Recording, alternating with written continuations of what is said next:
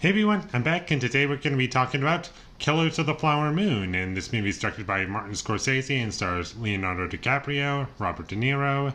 It's the latest film from Martin Scorsese, and when it comes to his movies, I'm a big fan, and I've seen a decent amount of his films. I don't love everything that he's made, but the ones I would say are good are pretty fantastic, and the only one that I didn't enjoy would be Shutter Island, but everything else I, at the very least, thoroughly enjoyed, and this movie is no exception for me, and I thought it was great.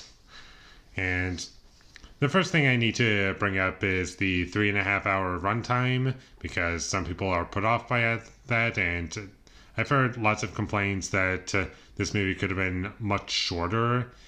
And while watching the movie, I could feel maybe 10-15 minutes could have been trimmed, but for the most part, I was with it. And that's because I was invested in the story and what I was being shown, and I was always liking what I was being shown. And because of that, can't really complain too much. If you like being shown what is being shown, like, why should I complain about that? I thought Leonardo DiCaprio was great in the movie, and Robert De Niro as well. Like, those are the two most recognizable actors in the entire film, and everyone does a great job. I don't have any complaints with the acting, and I like the characters a lot. I find them very interesting and engaging to watch, and that's really what kept me going through it. And the music was good, although there were points where it was a bit overused, but overall I like the music.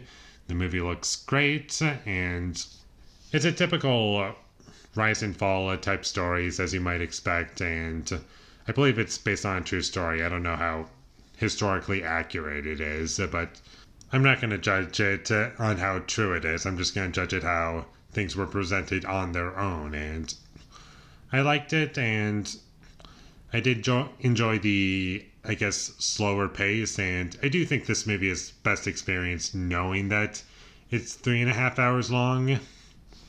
And while I was watching the film, I just felt as though maybe it was just Martin Scorsese wanted it to be this long because this is the story he wanted to tell, and he's a big name, and there are people in Hollywood who, if you have a big enough name, then no one's going to stop you from making potentially like a 4 hour long film. But one thing that was brought up to me that kind of make me look at this from a different perspective is that it's probably this long, so while it's on streaming platforms, it keeps people subscribed longer. And now that I think about it, that makes sense to me. But like I've said already, the pacing isn't something that bugs me, and while I was watching the film, those things weren't running through my head. I was always paying attention to the story, and there were loads of really great scenes in this movie, and stuff that I found to be very memorable. The only complaints that I have with it are just like little things, really, and like maybe I could have had a couple more wide shots in a couple scenes, like so I could see the location a bit better, or just little things here and there that would have made the movie a bit better for me at the very least. And I would also like to bring up like some of the things that specifically about the story.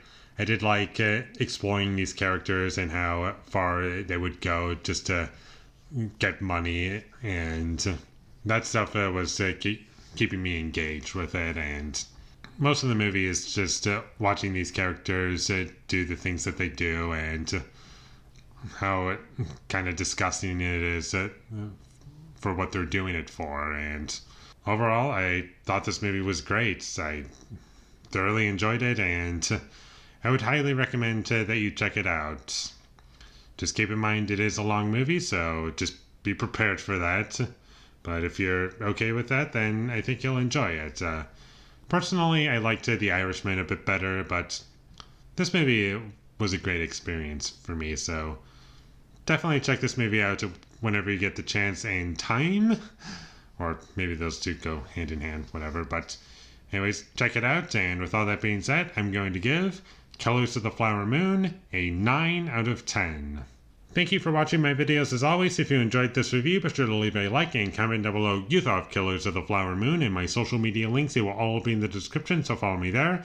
And last but not least, subscribe to be a part of Foley Nation, and I'll see you when I get my next review up, and that is going to be for Creed 3. So look forward to that, but until I get that up, thank you for watching and have a great day.